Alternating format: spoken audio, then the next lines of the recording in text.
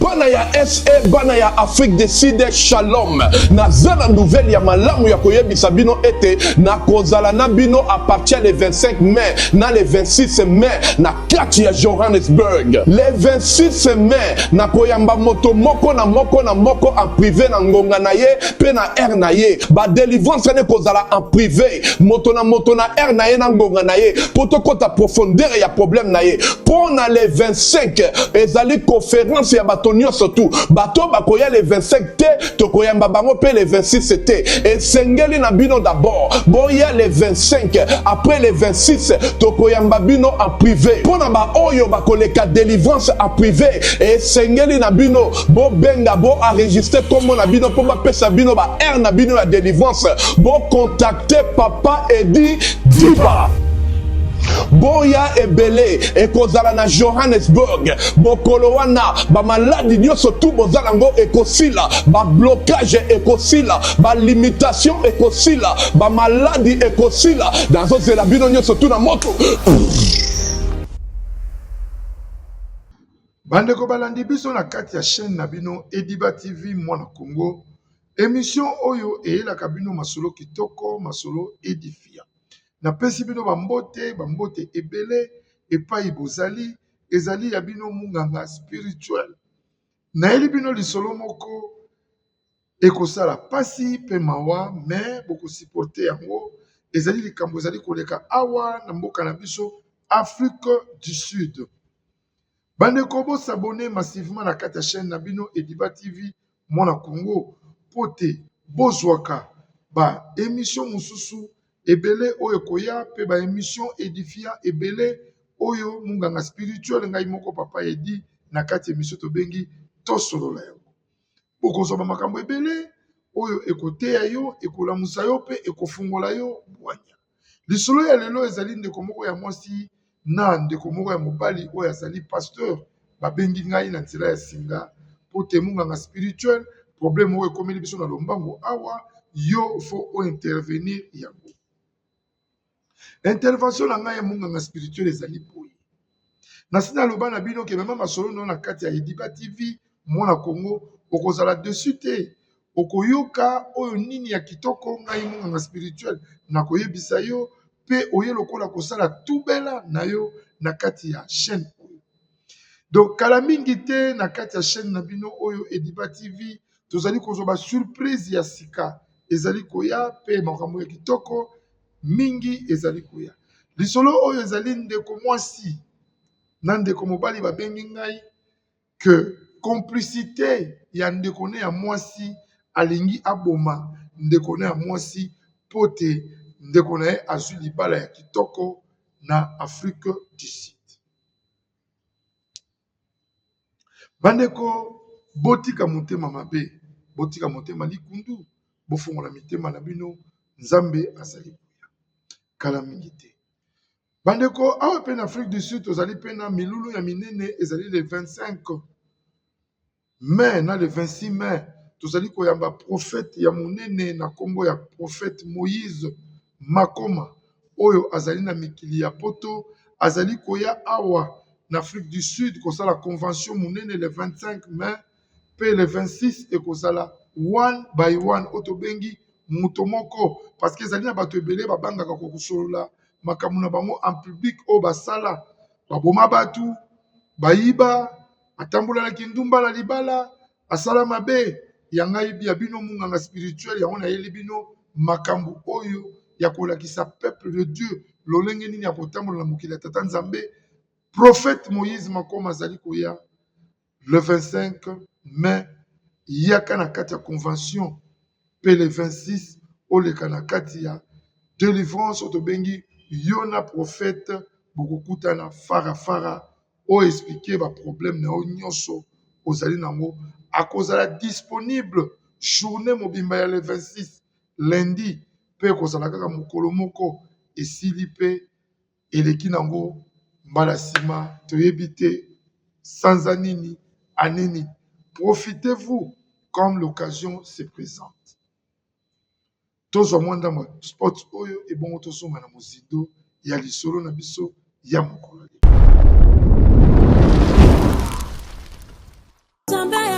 yemba na nzembo Nzambe akotutela tolo Moninga ya baye bazanga baninga Seigneur nazali chez la Mwanda Fondation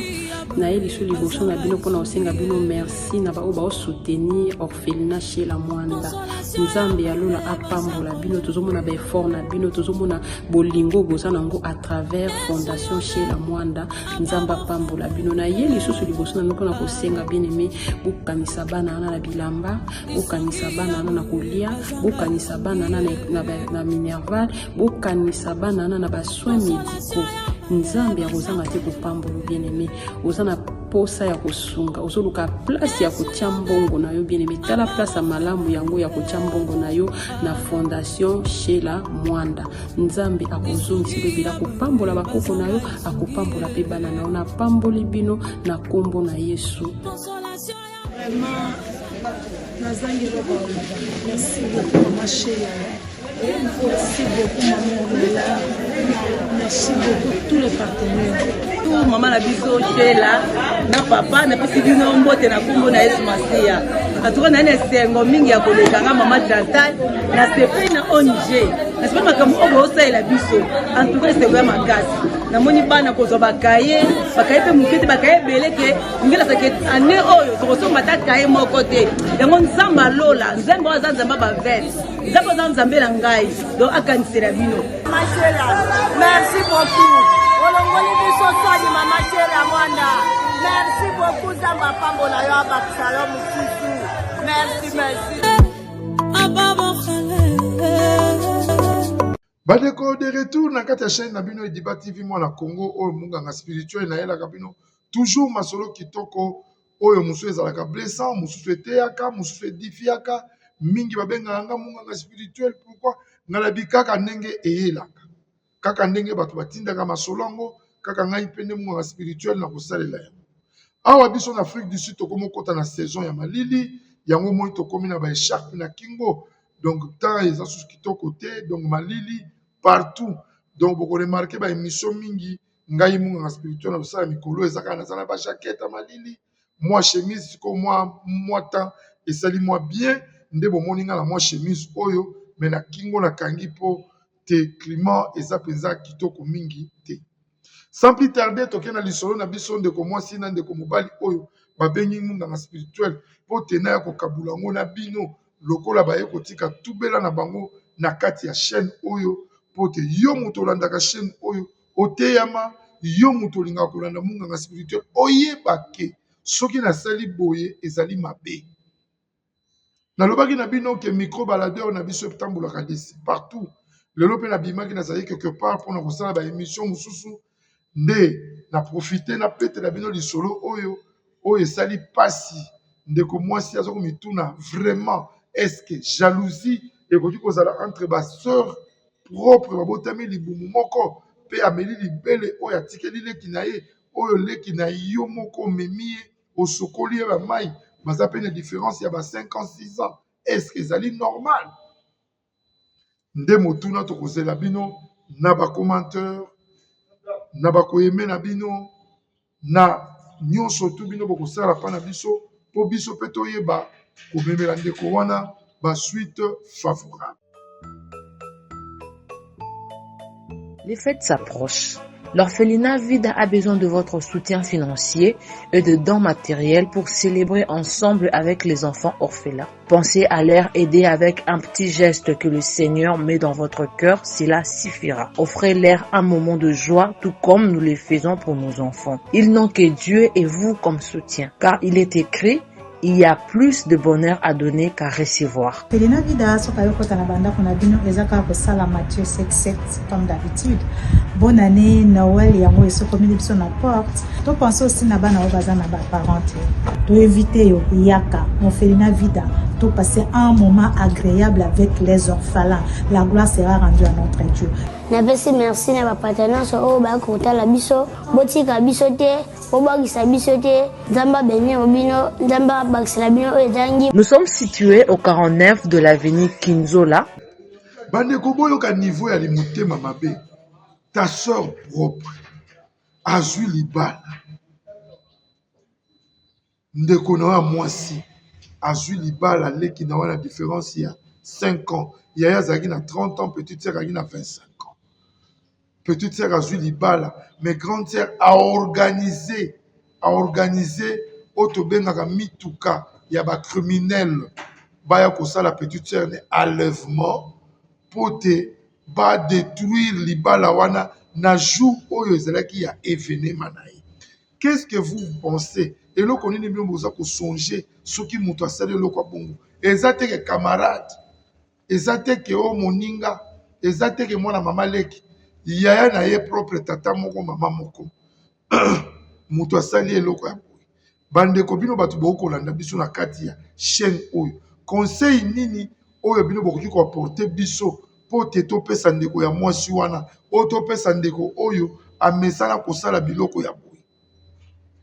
atindi babomi atindi badiabolo atindi bato mabe balanda petite sœur na ye esika azwa ko se faire coiffer esika akendaki kobongisa suki na ye kobongisa loposo na ye manzaka po te aya kozonga na ndaku po bakende kosala présentation parce que mobali même aza pe libanda azalaki na Afrique du Sud mobali aza na sur place te mais yo osali ke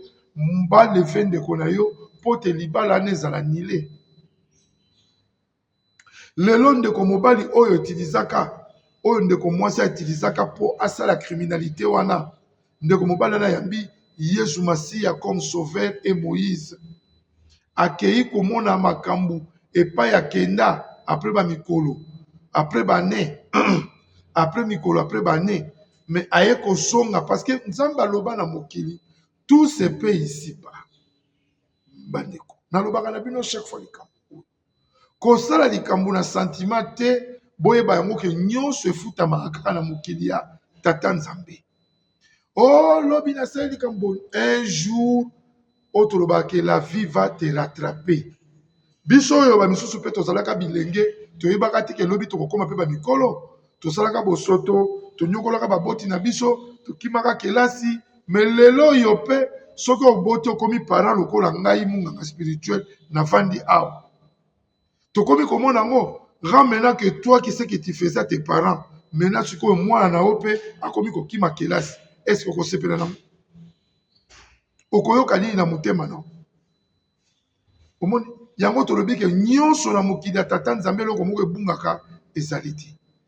ndeko mwasi atindaka bacriminel baleve petite sœur na ye na salon epai akenda kosalisa suki manzaka mpe na poso na ye ya maquillage tobengi maquillage oyo bato bakosalaka me ndeko na ye ya mwasi balevaka ye baleve ye bakei na ye basali ye bosoto na mutu oyo atilizaka apesaka mbongo me mutu wana apres mikolo apres bani nde nalobaka na bino butu moi eloko moko ebungaka awa na se ya moi ezali te ndeko wana lelo aye kotubela abengi munganga spirituel amanyoli lisolo na ye na munganga spirituel apesinga nimero ya mwasi oyo ye asalaka mabe tobengi ndeko na mwasi par ignorance apesi nimero ya petite sœur na ye tozwi leki na mwasi ndeko wana mobali amanyoli makambo nyonso elekaka oyo ndeko na mwasi asalaka ye botala niveau mpe aperda libala na ye libala ebeba me lelo oyo mwana mwasi wana epai akendaka na bato baviolaka ye oyo wana mpe moto aviolaka wana epai akenda komona bolamu te akenda komona makambo lelo ebele mwana mwasi wana mpe nde baviolaka epai mpe akendaka mpe na zemi abota mwana lelo akoma na 6 ans bandeko balandi biso na kati ya chaîne oyo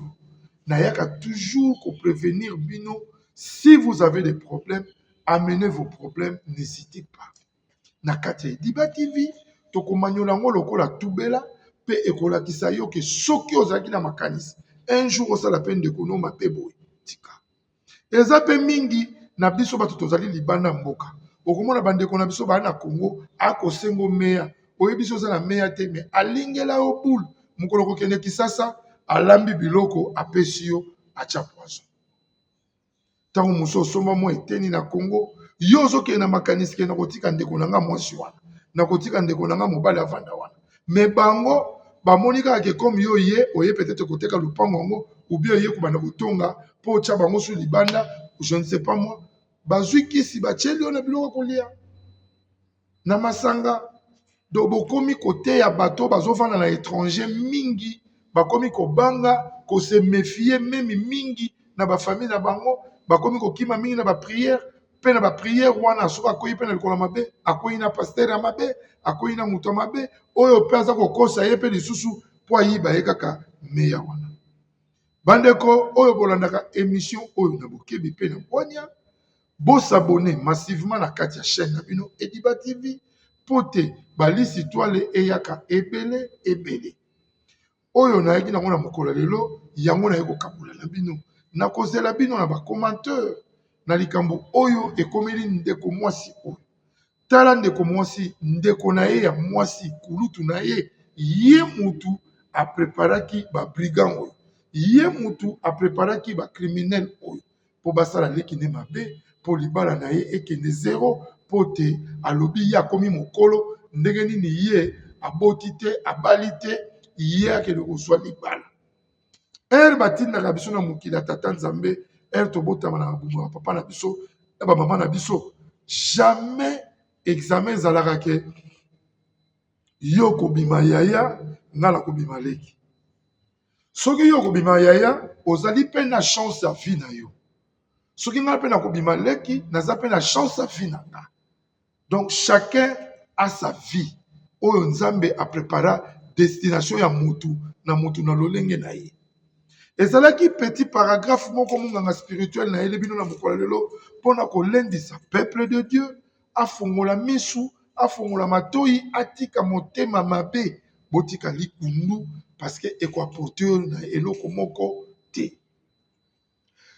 Bande ko bo s'abonner massivement na kati ya chaîne na bino Ediba TV mona Congo, chaîne oyo eyelaka bino masolo kitoko na kati émission to bengi to solola yango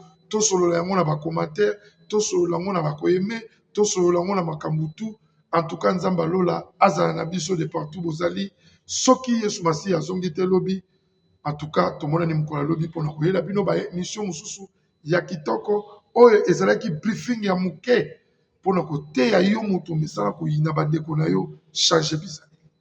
Bana ya SE, bana ya Afrique du Sud, shalom. Na zana nouvelle ya malamu ya koyebisa bino ete na kozala na bino à partir le 25 mai na le 26 mai na kati ya Johannesburg. Le 26 mai na koyamba moto moko na moko en privé na ngonga na ye pe na air na ye. Ba délivrance ne kozala en privé. Moto na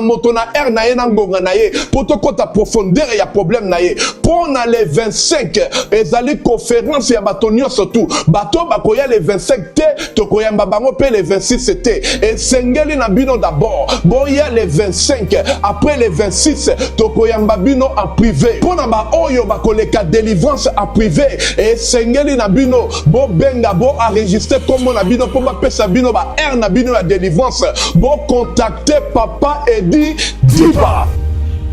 Boya ebele ekozala na Johannesburg bokolo wana ba maladi nyonso tu bozala ngo ekosila ba blocage ekosila ba limitation ekosila ba maladi ekosila dans zela bino nyonso tu na moto.